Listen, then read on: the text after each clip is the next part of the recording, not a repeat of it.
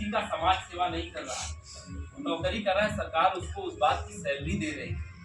हाँ, ये बात सही है कि वो जानकार है, और ये बात हमेशा होनी चाहिए कि सचिव जानकार होना चाहिए, क्योंकि राजा को रास्ता वही दिखाता है। लेकिन जो जन के दिलों का मालिक है ना, जो लोगों के दिलों का मालिक है, वो हमेशा बादशाह है। तो नेता को कभी यह एक बड़ी भ्रांति रहती है, लोग कहते हैं कि यार नेता लोग अनपढ़ है और ऐसा होते हैं, और ये ब्यूरोक्रेट को कम सम्मान है, नेता को हमेशा ज़्यादा सम्मान करना चाहिए।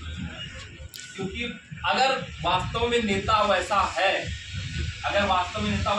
जैसे नेता होने चाहिए, इस नेता का ऐसा नहीं नेता कि दूसरे की जमीन हथिया ले, यहाँ डकैती करवा दे, वहाँ पेपर चोरी करवा दे, ऐसा नेता की बात नहीं करवा।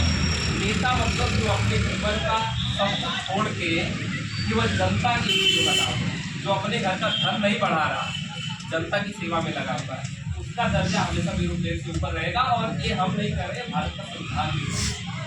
भारत के संविधान में वरीयता क्रम सूची, अगर आप पढ़े हो या जानते हो, वरीयता क्रम सूची में हमेशा राजनीतिक लोग हमेशा सूची आते हैं ब्यूरोक्रेट से। जो आपके उत्तर प्रदेश के चीफ सेक्रेटरी हैं, बस 23वें नंबर पे आते हैं, जहाँ पे मुझे याद आ रहा है 1-2 नंबर इधर उधर हो सकता है, लेकिन आपके माननीय सांसद भी 21 नंबर पे आते हैं वरीयता क्रम सूची में, यानी कि तो भारत का संविधान ये मानता है जनप्रतिनिधि हमेशा ब्यूरोक्रेट से ऊपर होते हैं। और ये बात इसलिए भी है क्योंकि जनप्रतिनिधि अगर वास्तव में जनप्रतिनिधि है ना, तो वह जनता की आवाज है, और जो ब्यूरोक्रेट है उसको नौकरशाह बोला जाता है, वो जनसेवक है। जब वो जनसेवक है तो जिस जनता की आप सेवा कर रहे हैं, उसी जनता का जो प्रतिनिधि है, वह प्रतिनिधि तो हमेशा आपसे ज्यादा बड़ा दर्जा रखता है ना, क्योंकि आप जिसकी सेवा करने आए हैं, तो मालिक हमेशा नौकर से बड़ा होता है। तो इसलिए नेता को आप गलत ना लें, नेता की परिभाषा को आप गलत ना लें। हो सकता है कि आप कुछ ऐसे नेताओं को देखते हो, और यह बहुत जनरल बात है कि आज के देश में, आज के दौर में राजनीति ऐसी बन गई है, राजनीतिक स्थितियाँ ऐसी बन गई हैं कि लोगों को लगता है कि यार राजनीति धन कमाने का, लूटने का अड्डा हो गया है। उसकी गलत परंपराएं पड़ गई। नहीं तो सुभाष चंद्र बोस जी ने राजनीति के लिए अपनी नौकरी छोड़ी थी।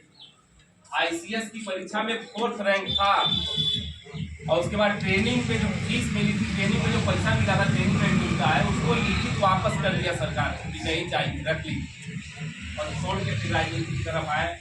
दुर्भाग्य रहा भारत का, जो परिस्थितियाँ रही कि वैसे लोग हमारे बीच में नहीं रह सके आज़ादी के बाद, नहीं तो देश में और भी स्थितियाँ बदली होती, और भी उनका रहा होता योगदान, तो और भी चीज़ें। तो बहुत ऐसे लोग हैं तो राजनीति को गलत ना लें, उस चीज़ के लिए मन में कोई फीस ना रहे। आपका बराबर, अगर आप ब्यूरोक्रेट हैं तो राजनीति वाले का भी सम्मान है, आपका भी बराबर सम्मान है, लेकिन हमेशा इस कभी बुलावे में मत रहें कि जो जनप्रतिनिधि है वो आपसे या ब्यूरोक्रेट से कम है, दोयम दर्जे का है, ऐसा कभी नहीं है। उसका काम है रास्ता बताना, और जनप्रतिनिधि का काम है कि उस रास्ते को एग्जीक्यूट करवाना। दोनों अलग अलग बॉडी, एक दोनों जैसे होता क्या है, इस देश में 3 चीजें बनी हुई है, कार्यपालिका, न्यायपालिका और विधायिका।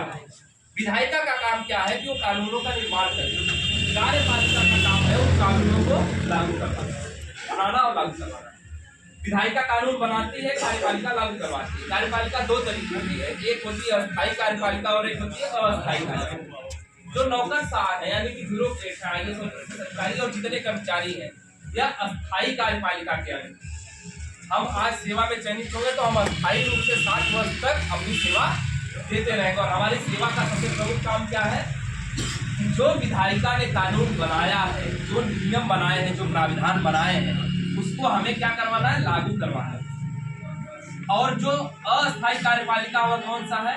आपका मंत्री परिषद, माननीय मुख्यमंत्री जी, इसके अलावा माननीय जितने भी मंत्री हैं, इनका जो काम है अस्थायी कार्यपालिका। यह नियमों को लागू तो करवाएंगे, लेकिन ये हमेशा के लिए नहीं रहेगा कि 5 वर्षों में 10 वर्षों में वो बदलने की ताकत आपके हाथ में दी गई है।